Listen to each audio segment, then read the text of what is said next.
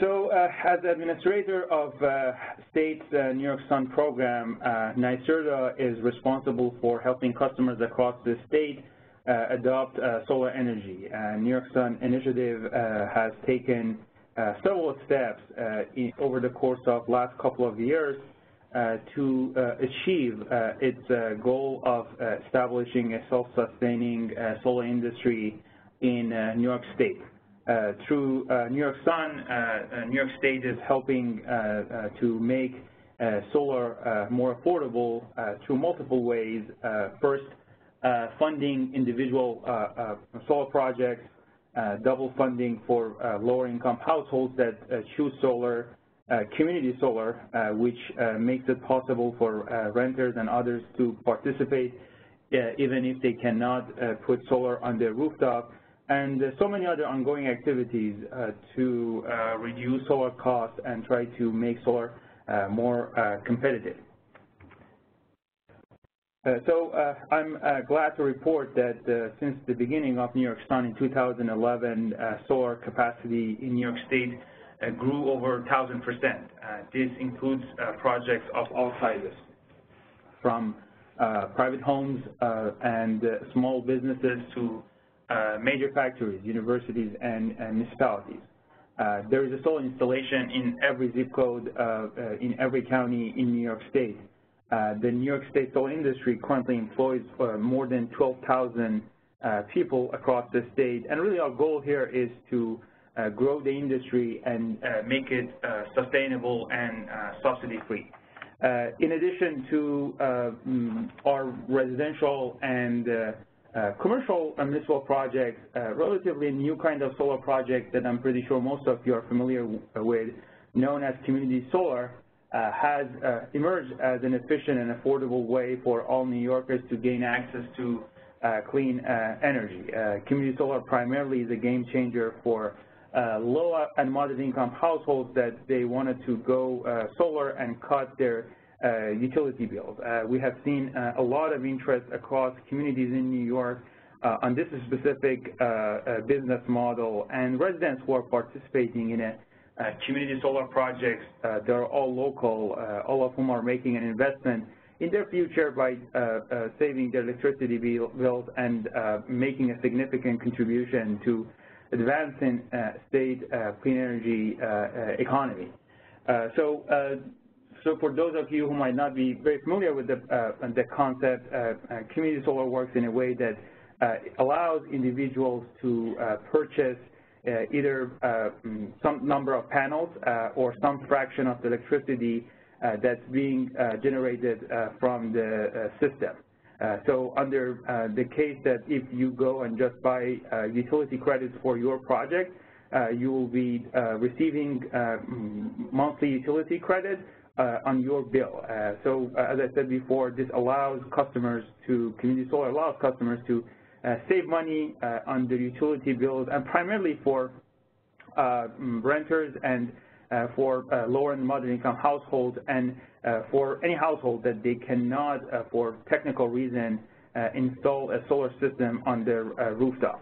So as I said, a lot of interest across the state on this model. On this slide, you can see a breakdown of proposed community solar project in the New York Sun program. We have projects proposed in 42 counties, and as you can see, Orange, Tompkins, and Erie County have the most number of proposed projects. Most projects are in the range of 2 megawatt AC.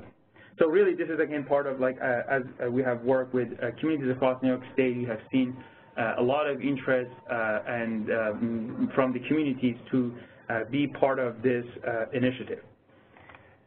So again, as a part of a New York Sun program, it's very critical for us, in order to achieve success, to work with our local government officials and maintain our strong tie with them, and really find out what our local officials are interested in, and drive opportunities to deliver on those desires, give our municipalities what they want and not what we think they want. To the extent possible, we are trying to empower our municipalities by educating them on the nuts and bolts of solar development, And also, we have tried to provide our municipalities with tools, training, and expertise needed to bring solar to their community.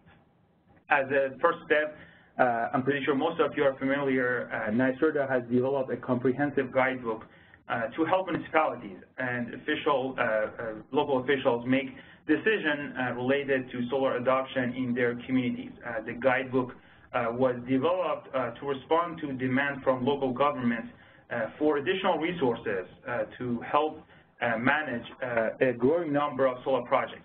The guidebook is a compilation of information, tools, and step-by-step instruction to support local governments. The guidebook, as you can see, provides authority having jurisdictions with information on zoning, property tax issues, inspection, decommissioning system at their end of lifetime, and other chapters. So this is a living document. Our plan is to add, based on the needs from our local leaders, add more chapters to the guidebook every year.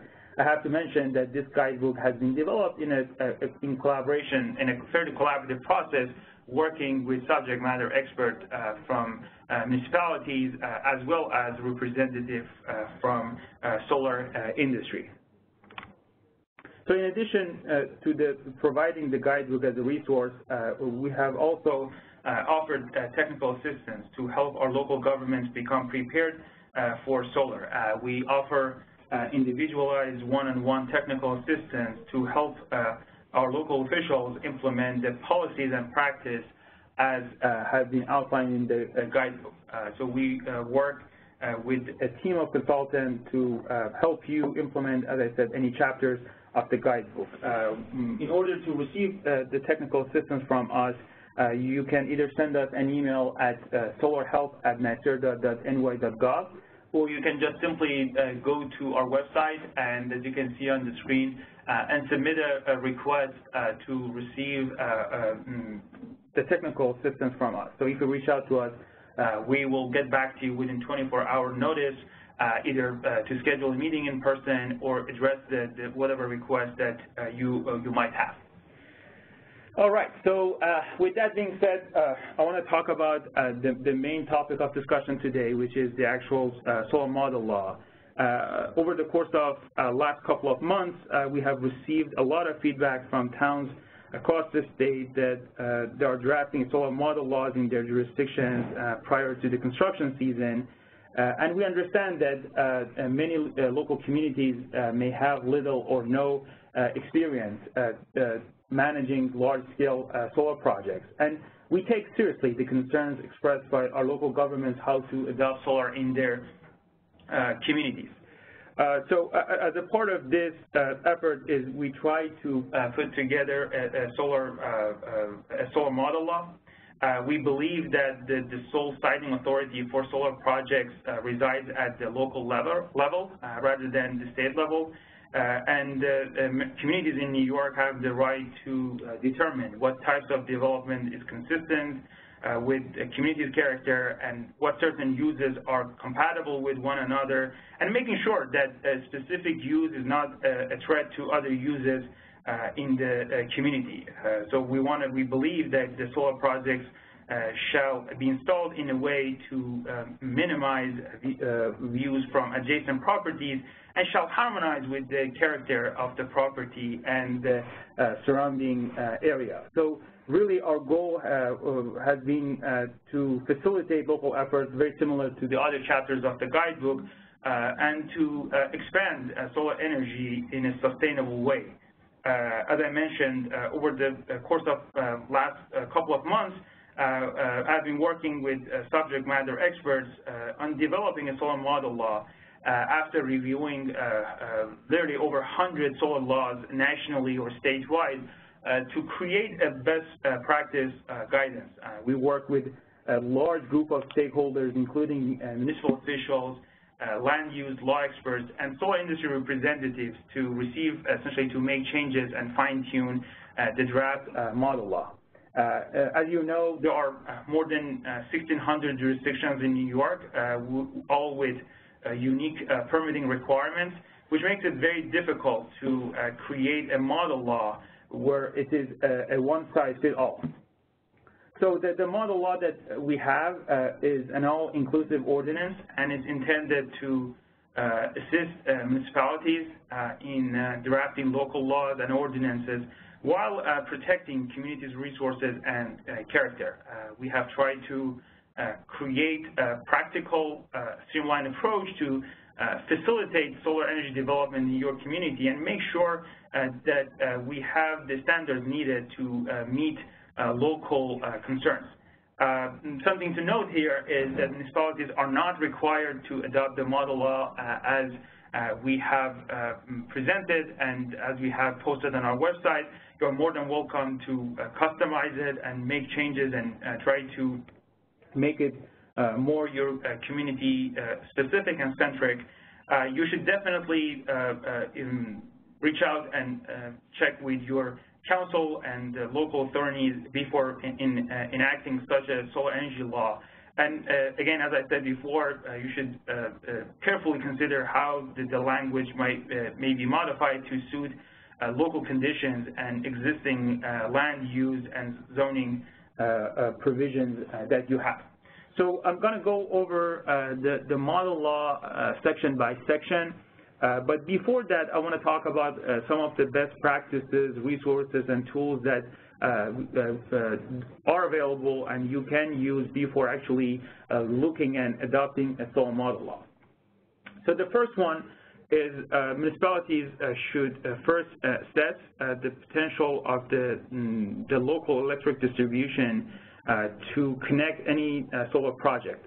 The New York utilities have made several tools available, such as hosting capacity maps, to assist communities in making an initial assessment of how much capacity can be accommodated in a certain part of the grid. So as you can see on the right-hand side of the screen, the hosting capacity is the utility estimate of the amount of new distributed generation resources like solar that might be interconnected at a particular location on the distribution system without requiring expensive infrastructure upgrade.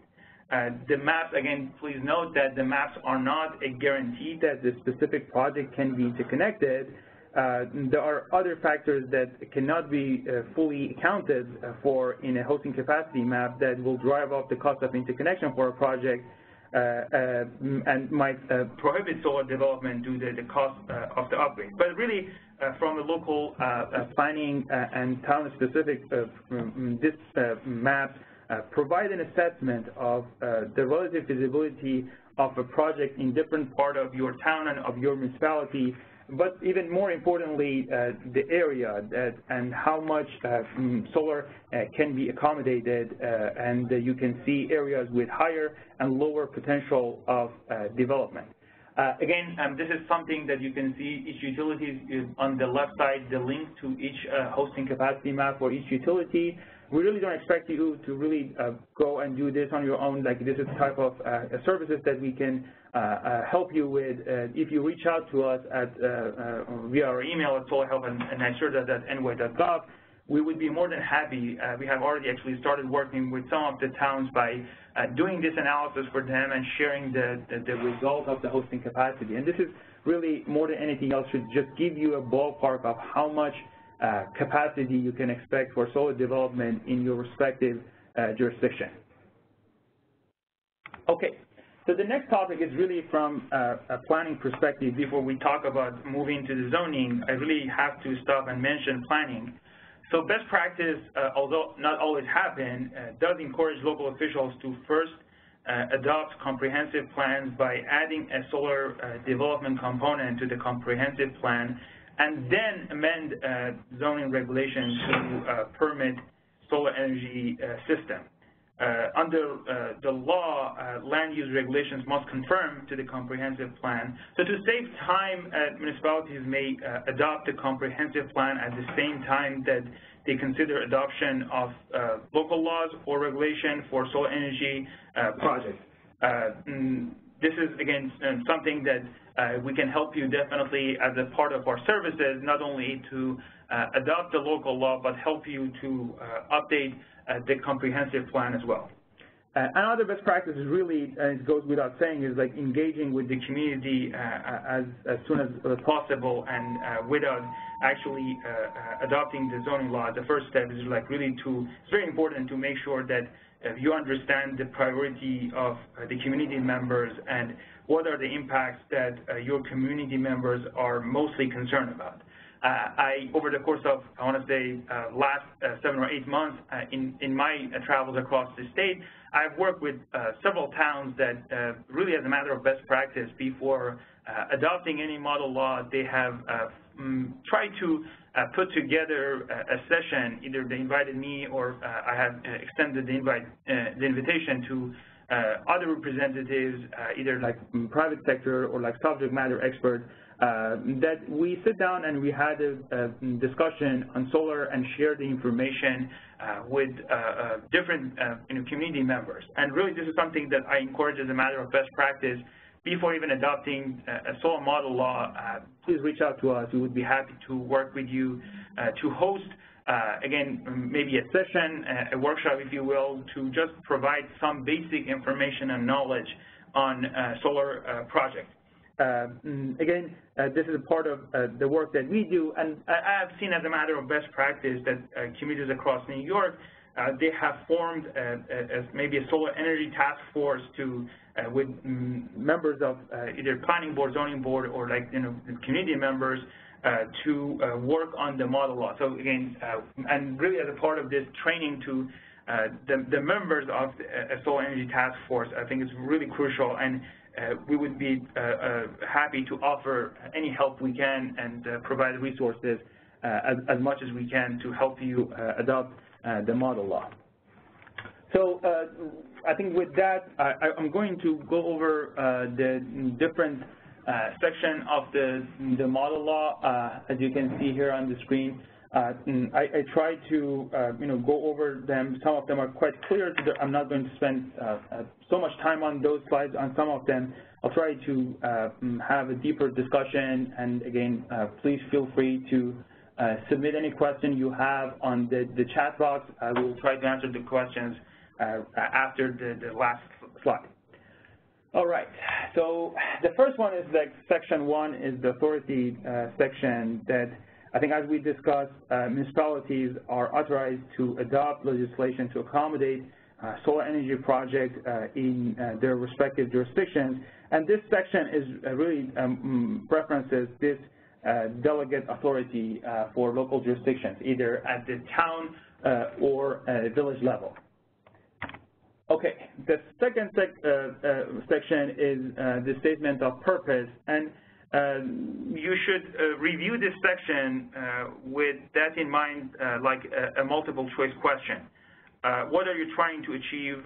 What are the benefits to your communities? What impact you are trying to address? And as you know, the benefits of solar energy systems may vary from various community to community. We have listed 5 items here, but if you look at the commentary box section that we have, there are more suggestions. This is really a part that I think you can try to customize and make changes to make it your community specific dynamic. All right, next one, definition, which is really, really important section, especially it's very important to workability of other sections of the law. Probably your lawyers and counsel would be happier than I am to go over this section one by one, but I'm not going to go over the entire definitions that we have as a part of the model law. I'm going to focus primarily on one section, which is the definition of solar energy systems. So if you look at models across the country, you might find that different model laws, and again, granted that if you just do a Google search, you'll find a lot of them online, define solar energy based on various factors, but primarily around like where the electricity generated from the system is going to be used. I want to really highlight here that an important distinction in our model as we go through the presentation, that the model law that we have put together is primarily being structured based on two primary factors. The first one is types of solar projects, so rooftop and ground mount, and then really looking at the projects based for the ground mount system based on very small scale ground mount system and large scale ground mount system. So, and there are a lot of reasons that I would be more than happy to discuss offline why we believe this is the right way of classifying solar energy projects rather than just simply looking at where the energy is generated from the system is going to be used. There are a lot of moving pieces at the policy level statewide, and again, not to go into details, is like probably might not be technically correct to look at the system just based on where the electricity is going to be generated from the system is going to be used. So as I said, so we have defined 3 tiers of solar project. Tier 1 primarily are the rooftop systems. Tier 2 are very small scale ground mount system. The way at least I view it in my head is like we are talking about primarily residential ground mount system that you may install in your backyard. And third is like essentially ground mount system other than what you can essentially build in a residential. So let me just go over some of the examples that we have one by one, and I'll try to stop and discuss in more detail each tier. So again, as an example, tier 1 system, as I mentioned, these are defined as all roof-mounted and building integrated solar energy systems. And I think this is something that we'll discuss later on, that we believe that as a part of the model law, we suggest that these projects should be permitted in all zoning districts. So on the left side, you can see a typical commercial rooftop system. On the right side, you can see a typical residential rooftop system. Here is another commercial rooftop system installed. I think if I remember, like this system was about 1 megawatt of size at the time, one of the largest rooftop system at the time. Okay, this is a building integrated system. I really don't know, maybe I'm wrong, but I personally have not seen any building integrated system in New York yet, but we just wanted to put this as a part of the model law. That's something that with technology development may happen in a distant future. All right, then tier 2 systems. As I mentioned, tier 2 systems are ground mount systems that they use the electricity that's being generated from this solar system primarily on site. You know, a municipality may define tier 2 system based on the physical size as we have in the model law, or you can do it based on the energy capacity of a solar project. So again, this is something that you can customize, exactly going over the threshold. From my perspective, I think when we were drafting this model law, I had the perception of primarily ground mount, residential ground mount system. And finally, tier 3 systems that are essentially they are the ground mount systems that are not included in tier 2. And again, these are again, there are some photos here you can see on the screen, different types of installation.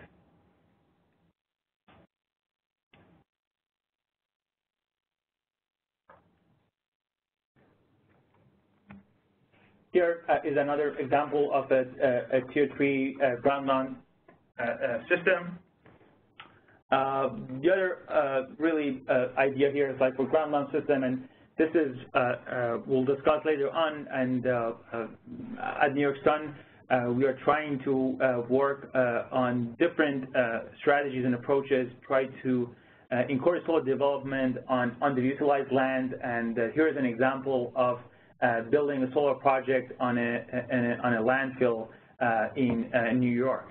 And this is an example that we can probably discuss later on. We are looking into different approaches that we can help our local municipalities develop a solar project on underutilized land. Okay, so with that kind of definition, going over, again, as a reminder, defining solar systems into three tiers: Tier 1 rooftop system, Tier 2 very small-scale ground-mount system, and Tier 3 ground-mount system that may not fit under Tier 2. Let me just really quickly go over Section 4 and 5, and then I'm going to talk about more specifically about the zoning requirement for each tier one by one. So Section 4 is the applicability section, which essentially establishes the effective date for the implementation of the law, and also it carves out an exemption for maintenance and repair of the system and certain modification, as you can see as a part of the model law. Again, Section 5, the general requirement includes three general requirements that are applied to all types of solar energy systems. First is like a building permit is required before the installation of any solar energy system.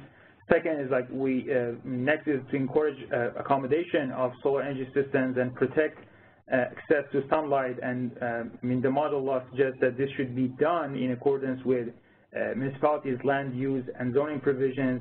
And finally, I think that's something that we'll discuss later on, that it's a general requirement that the state seeker compliance, and we are saying that local municipalities should think through how helpful seeker can be in mitigating some of the adverse impact of solar energy systems, especially those with larger scale solar projects that need to fill out the seeker form. So with that, really, I think I want to really go through the zoning requirement for each section one by one. So again, Tier 1 systems is the first one, and again, as a reminder, Tier 1 systems are a rooftop system, either commercial or rooftop. So we have three separate sections, and I'm going to go over each one of them one by one. So for Tier 1 systems, as I mentioned before, they are permitted in all zoning districts, subject to specific design standard as we have outlined in the model law. On pitch roofs, we are saying that these systems shall be mounted with a maximum distance of 8 inches between the roof surface and the highest edge of the system. Second, again, for pitch roof, we are saying that the systems and solar panels should be installed parallel to the roof surface. And finally, we are saying that the solar panels shall not extend higher than the highest point of the roof surface. On flat roofs, we are saying that the panels shall not extend above the top of the surrounding parapet or more than 24 inches above the flat surface of the roof, whichever is higher. Again, the numbers that we have here, and this just kind of goes across the entire model law, are just suggestion and are for references only. You should consider to make changes as you seem fit. Just going back to the previous slide, really regarding glare, solar panels are constructed of dark-colored, usually blue or black materials, and should be covered with anti-reflective coating. And modern solar panels reflect as little as 2% of incoming sunlight, which is about the same as water and is like less than soil or wood shingles. This is, again, something that as a part of the model law, we suggested to require anti-reflective coating. And really, it just goes without saying is the solar projects, and again, the panels were designed to convert solar energy into electricity. So in order to increase the efficiency of the solar panels, they should have a specific anti-reflective coating, and really that's just like, again, the panels are designed to absorb solar energy, not to reflect solar energy. All right. So focusing on, again, Tier 2 system, but before that, I want to mention that for Tier 1 systems, the only bulk and area requirement is the height limitation that as a part of the model law provides municipalities to choose, and either you can choose and use the specific underlying zoning district requirement, or we have, as a part of the model law appendix, you can see we have provided some example and kind of recommended height limitations in a table that you can adopt. And again, this I think goes across the other tiers as we go through the model law presentation. Is like you see that the names that we have in the tables are like just for references only, and you know, you should adjust those zoning district or even the numbers as you seem fit. All right, so talking about Tier 2 systems, again, as a reminder, Tier 2 systems are primarily small ground mount systems that you might be able to install in your backyard. We are saying that as a part of the model law suggests that this systems, as I said before, are ground mount systems, and they produce electricity primarily for on-site consumption. And we are saying that these systems are, again, the model law suggests that these systems should be permitted as accessory structures in all zoning districts deemed appropriate by local jurisdictions, and do not require site plan review. As a part of this, I think we have a specific model laws. We have a specific screening and visibility standard for Tier 2 system as a part of the model law. And also, we require for Tier 2 system to comply with the existing lot size requirement specified for accessory structures within the underlying zoning district. So this is, again, something that probably you have seen it as a part of the model law already. The model law provides for Tier 2 system two options to regulate the height. One way is to limit the height of the ground mount system for Tier 2 is essentially the same as you have in the underlying zoning district, or alternatively, municipalities can specify a set of new height standards, as you can see here in the table on the left side. Again, something that I mentioned before, you know, the height we have here is just like it's a suggestion, and really the zoning district that we have here are just for references only, and so you should adjust them to your own specific zoning district situation.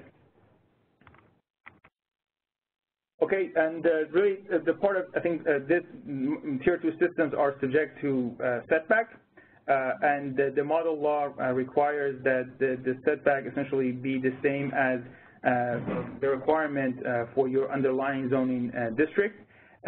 Something to note here is to, especially for municipalities in less dense area, they may elect to remove a requirement that we have as a part of Tier 2 system, that we are saying that this system, Tier 2 systems, shall be only installed in the side or rear side of the actual building.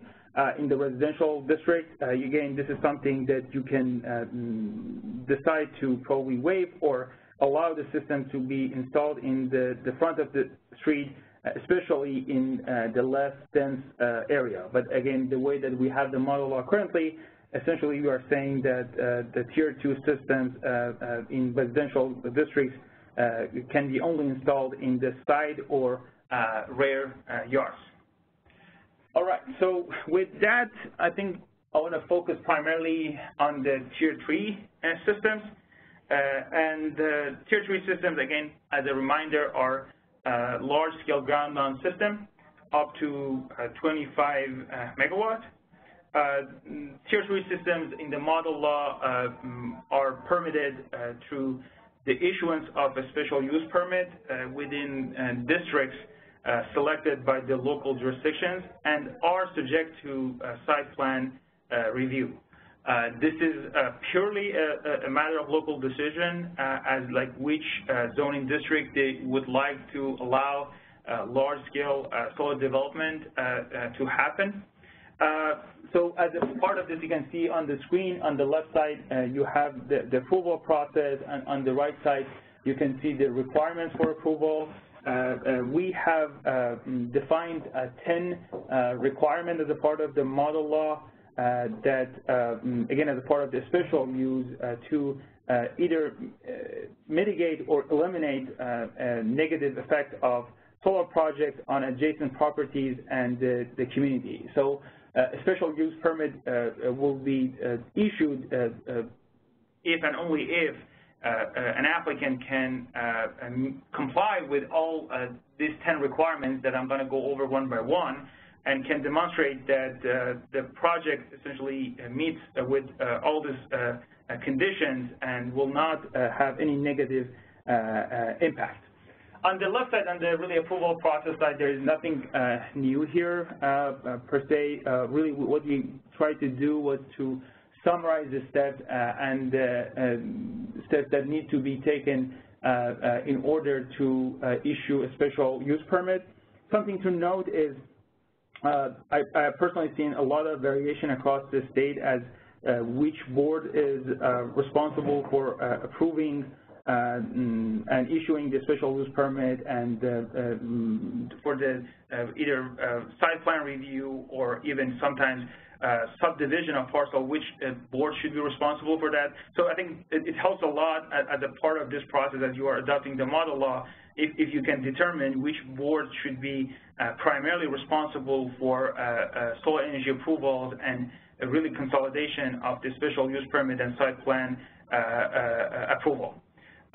Again, part of like the general municipal law 239M that again, that ordinance must be referred to the county planning department, and the county planning department can either reject the ordinance or make changes or approve it. But if they reject it or make changes, the town cannot pass the ordinance in consistence with the recommendation unless they pass the model law with a supermajority of the town board. Again, these are not any new information to you, but we just try to summarize it in one section. So for the remaining part of the webinar, I'm going to go over this section, the 10 requirements that we have as a part of the special use permit for large ground mount system, one by one. Okay, so the first one is essentially we are saying that the ground mount system, all the utility lines shall be placed underground to the extent feasible and is permitted by the serving utilities. The second one is the vehicle paths that we are saying that as a part of the model law suggests that vehicle paths shall minimize the extent of impervious material and soil compaction.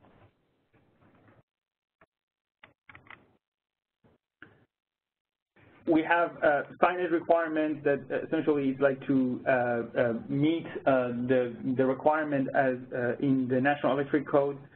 On top of that, I think we have some additional requirement as a part of the model law, some warning sign and also contact information that shall be placed on the entrance and on the fencing for the solar project.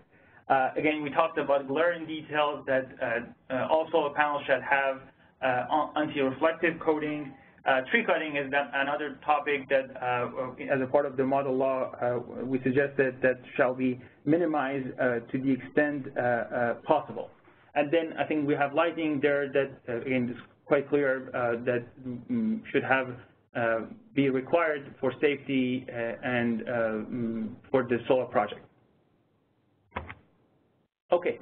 So one of the concerns that I have heard from local government officials primarily for solar projects, one of them is decommissioning and making sure that that the system owner or solar developers will come and have essentially remove the system at the end of their life cycle.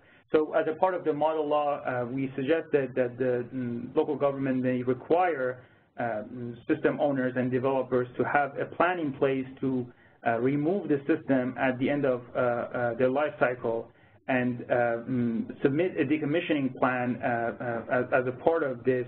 And we have essentially, if you look at the Appendix 4 of the model law, we have a template, a sample of a decommissioning plan. But as a part of the decommissioning plan, developer must outline the required step to remove the system and restore the land to its original state. Municipalities also can require certain security deposit in forms of cash, bond, or other types that might be acceptable to you. For the security decommissioning bond, there's a trade-off here, and the trade-off is sometimes if the cost is really high upfront, this can maybe cost prohibitive for solar development in your community. But again, the cash deposit or bond shall remain in full force and effective until the restoration of the property is fully completed. Okay, next one is really the site plan review. This is again, really we try to clarify and streamline the process, and we provided a list of documents that need to be included as a part of the site plan application. This is again an area that municipalities can modify the list of information as they seem appropriate. You can see the 10 items that we have required as a part of the site plan review to be submitted. But you can, make changes as you seem fit. For bulk and area requirement, but specifically for lot size, height, and setback for Tier 3 systems, the model law has provided two options for local municipalities to choose. Either you can limit those to the requirement that you have in your underlying zoning district, or alternatively, municipalities can adopt a new set of standards, as you can see here in this table, and is part of the model law. Again, as a reminder, the zoning districts are just for references only, and the both lot size and height requirement that we have just a suggested range, really based on comprehensive study that we have done based on model laws adopted in New York State and nationwide.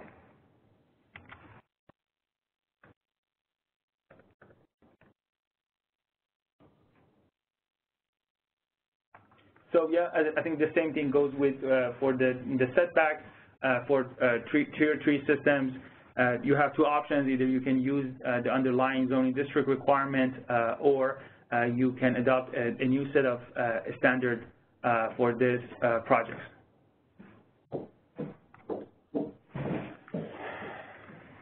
Okay, and the other area is that's I think very important for the lot size requirement. That essentially, as a part of the model law, we are saying that the lot size shall comply with the actual underlying zoning district requirement. Also, for the ground mount system, we have defined a new way to calculate the lot size, as you can see, as we have outlined in the model law.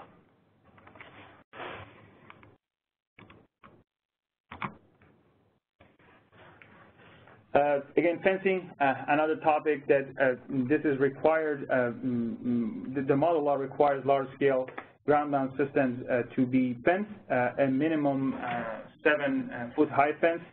This is required by the National Electric Code, and we have the same requirements to prevent unauthorized access to solar projects. All right, and finally, speaking about the screening and visibility, and this is really something that I know is very important and critical to municipalities to make sure that the solar projects to be installed in a fashion that respects the community's character and is harmonized with the actual surrounding area and the community. In general, municipalities should think that through how helpful a seeker process can be in mitigating the impact of any proposed solar energy project as a part of the special use permit in this section. So we have essentially replicated the process that's required as a part of the seeker process for both systems below and over 10 acres. So for systems over 10 acres, the applicant must conduct a visual assessment, again, which is already required by seeker, and also shall submit a screening and landscaping plan to provide information how to minimize the impact as reasonably practical from public roadways or adjacent properties for the specific project. So again, this is something that's required as a part of the seeker process for both systems below and over 10 acres. We simply replicated the state requirement into as a part of the solar model law. So next topic is if for Tier 3 systems are agricultural resource protection. The New York State Constitution mandates the protection of agricultural lands. As a part of the model law, we really wanted to emphasize on the importance of the protect the most valuable and productive agricultural land, and we provided two options for local municipalities that they can choose to address their specific concerns. To the maximum extent possible, as a part of the model law, we have a requirement that the solar projects shall be constructed in accordance with the construction requirement of the New York State Department of Ag and Market. And finally, to the extent practical, the systems owner shall develop, implement, and maintain native vegetation for the solar projects. So we have seen in New York, as well as other states, that solar pollinator-friendly habitat can be one option that you can consider. Again, this is part of like the information that we have provided as a part of the model law. So I think we are running short on time. I want to make sure we have enough time to answer questions. I'll go fairly quickly here. I think the safety requirement really is clear. Is like essentially includes the getting certification applicable to both electrical and building code, and make sure that the system is in good working order, and the requirement for I think storage. That's again another topic. As a part of the decommissioning plan,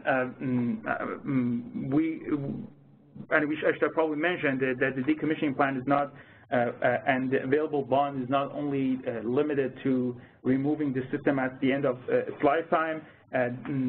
Essentially, the same thing would apply to if the system is being abandoned. And we have defined a system abandoned as like if the system doesn't generate any electricity for more than 1 year. The local municipalities have the right to enforce the decommissioning bond and remove the system. Again, this is something that you can decide based on system size, location, and some of the other complexities, but and even like work on the duration of like how long a system should be considered abandoned. And I think really two other, section of the law, which is in the model law, which they are quite clear, and I'm pretty sure you have a similar language in other zoning laws that I think more or less, they are more than anything else, these are the legal clauses of the model law. I think one, just to make sure that will protect the entire law from invalidation by the court if one or a few provisions of the law are found invalid. You can use the language that you might find in your other zoning law here, and also the enforcement section, which is essentially states that any violation of the solar project will result in the same assessment of the civil and criminal penalties as you have laid down in your existing enforcement provisions of municipal zoning code. So again, these are the language that you can change based on your specific and your other zoning law. I think this is pretty much what we have to just go over the slide. I want to make sure that we have some time to answer any question you have here. So let's see if we can go over the questions. Again, as a reminder, please go to the chat box and submit your question there, and we'll try to answer your question one by one.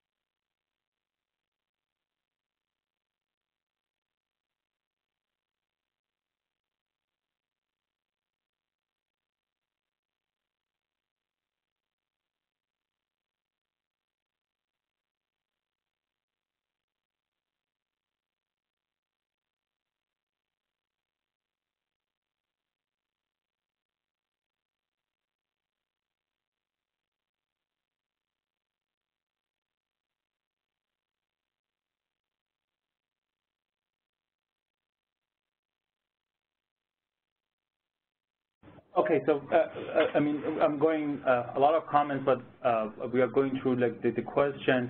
One question is like, how many megawatts do we see on 10 acres? Usually, as a kind of a rule of thumb, we are saying like 1 megawatt, 5 acres per megawatt. So 10 acres, you're talking about like roughly 2 megawatt AC.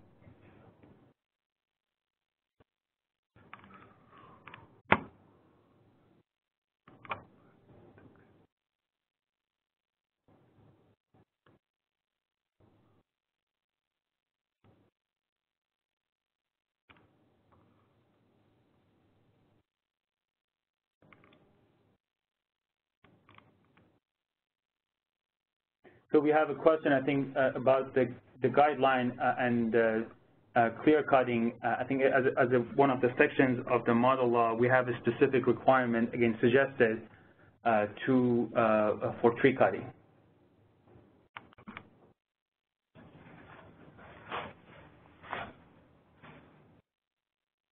We have a question: how will the New York State Unified Solar Permit integrate into the model law? That's a very good question, and I think that's really part of the Tier 2 systems and model. As a part of the model law, we're saying that systems up to 25 kW shall be permitted in all zoning districts. So again, we're not talking about a building permit here, and that's the different process is just simply from zoning perspective. So really, from our perspective, I think 25 megawatt systems, either rooftop or ground mount systems, should be permitted in all zoning districts, and they're only subject to the building permit approval and any other local approval.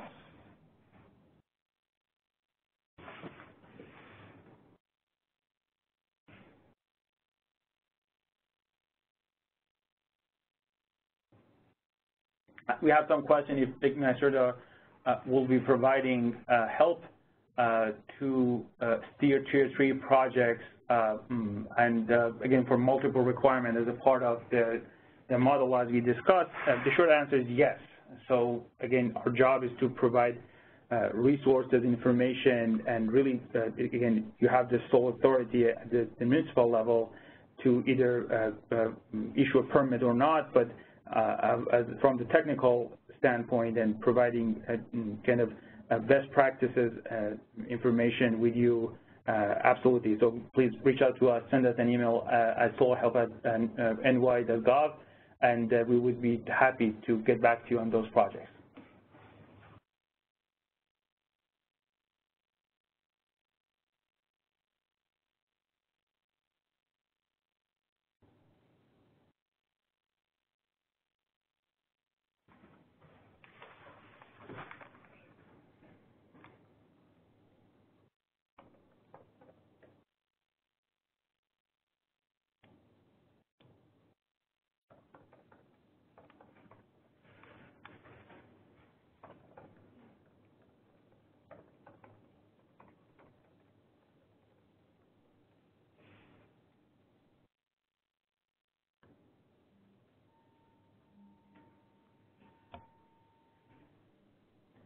again, another question about any potential resources or grants that NYSERDA might have available, and the answer is our CEC program has 10 high action items that are available. You can go to our website or you can send me an email. I'll be more than happy to share the information with you.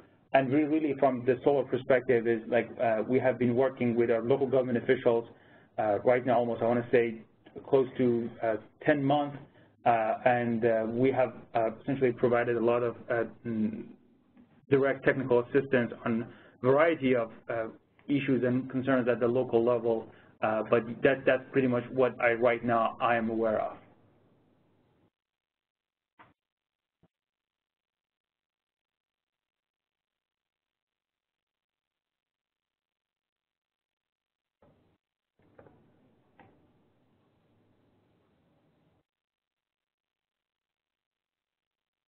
There's, again, a very good question, is like, is the 7 feet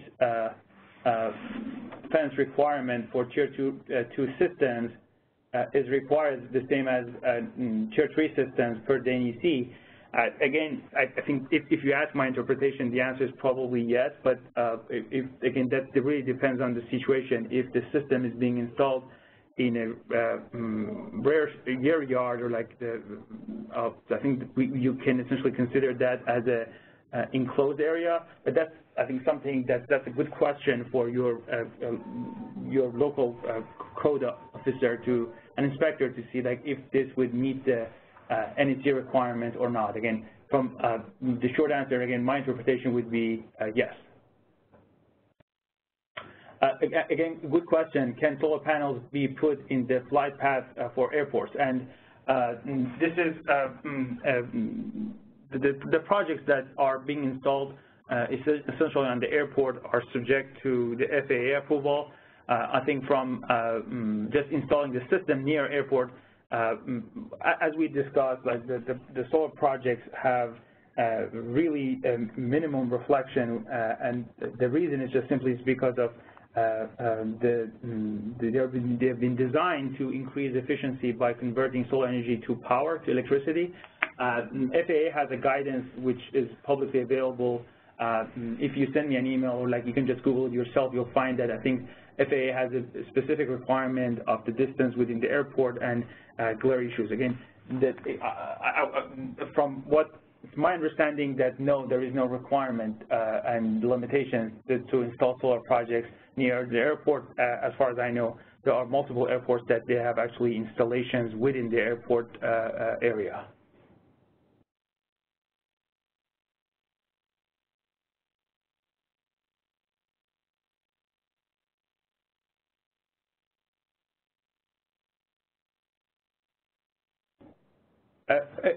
Another question is, like, what ways is NYSERDA reviewing to help steer projects to underutilized land versus productive agricultural land? So the New York Sun program, as I mentioned, we have an incentive program which provides incentive on a first-come, first-served basis until December 31st, 2023. We offer incentive to residential, small commercial, and large-scale solar projects. Again, primarily when I say large-scale, our focus has been probably up to March of this year, 2 megawatt AC project. Now, New York State has increased the cap to 5 megawatt AC. So the focus is, like, so far has been just on for the smaller scale projects. We are in the process of redesigning our incentive program, and as a part of that, we will be offering adders for projects that will be installed on either landfill or brownfield. And this is like one direction to just encourage solar development to be installed in order to protect our most productive agricultural land. In addition to that, we have been working with municipalities across the state, either at the county or at the town level, to help them make those type of systems available and share the systems essentially either like through a solicitation process and work with solar developers across the state that might be interested in developing solar on landfill and brownfield. So we are trying to essentially address this not only just by providing additional incentive, but also working with local government officials across the state, either help them to issue a solicitation, walk them through the steps needed to select a solar company to build projects there. So if you have a landfill, brownfield in your respective municipality, just reach out to us. As I said, we have been working with other towns and counties across the state. We would be happy to work with you as well.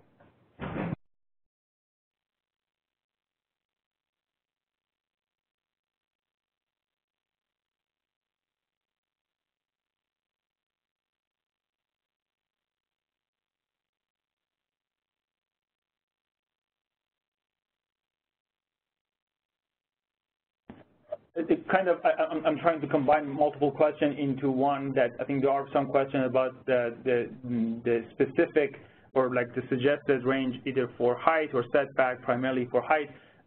Again, these are like suggested range that we have provided. It's very difficult to come up with one size fits all. We have looked at across New York over 40 model laws that have been adopted, and nationwide probably over 100. And this is just essentially a range that we have seen, but depends on your specific requirement. You are more than welcome to make the changes as you seem fit.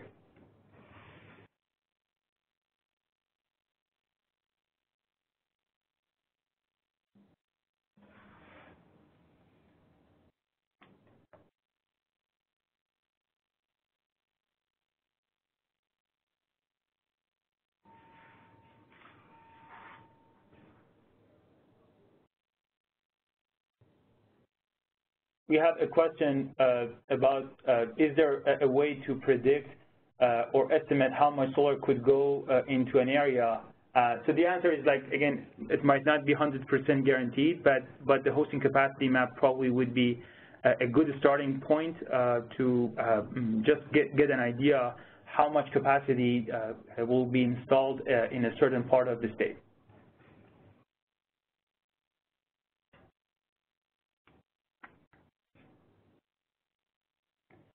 Another question, will this presentation slides be emailed to webinar participants or otherwise accessible? The answer is we will not probably email it to you, but the presentation and the recording will be publicly available, and the webinar is being recorded and will be posted on the New York Sun webpage. So if you don't mind, just check with us about a week or so, or send us an email. I'll be more than happy to send you a link, I think when the presentation is posted online.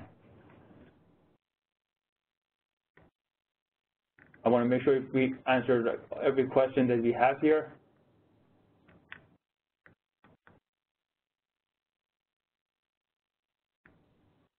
So again, another question I just received, like, the question is, you know, we might not have a land use or a solar zoning law, and the question is, like, can we adopt one? The answer is yes. I think we encourage you to be ready for solar development in your community, and this is something that we can definitely help you with. So reach out to us. We would be happy to help you adopt a model law.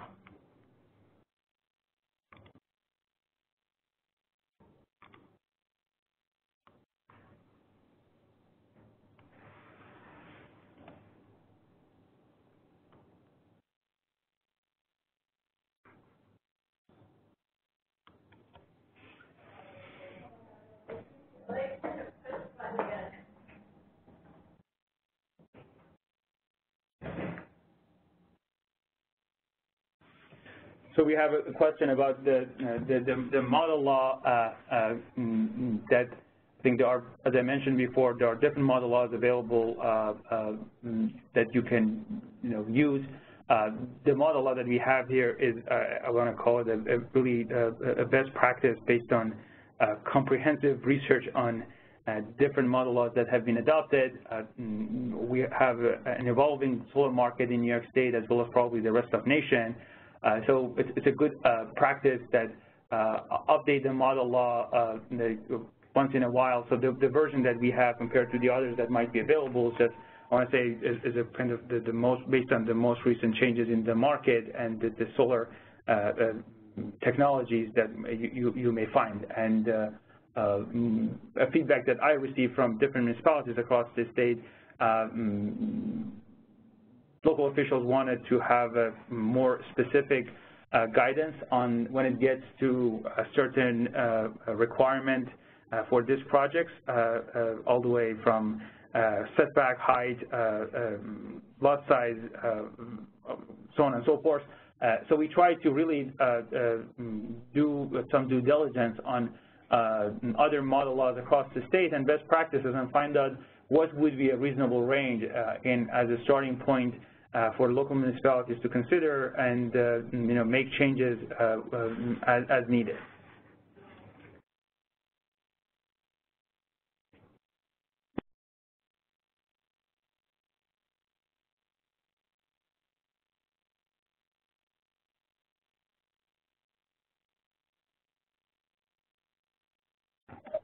I just want to wait 1 or 2 more minutes for any last-minute question.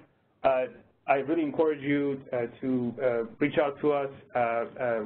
We are here to serve you, and you can reach out to us directly via email at solarhelp@nyserda.ny.gov, or you can go to our website and submit a request. We are here to help your community meet its goals, and we have a team of experts that can work with you on a one-on-one on all aspects of the guidebook, from property tax and payment of real taxes and to model law, municipal procurement, environmental review. Again, there's a long list. I don't want to go over one of them one by one, but this is something that we are here to serve you, and we would be happy to help you in any way, shape, or form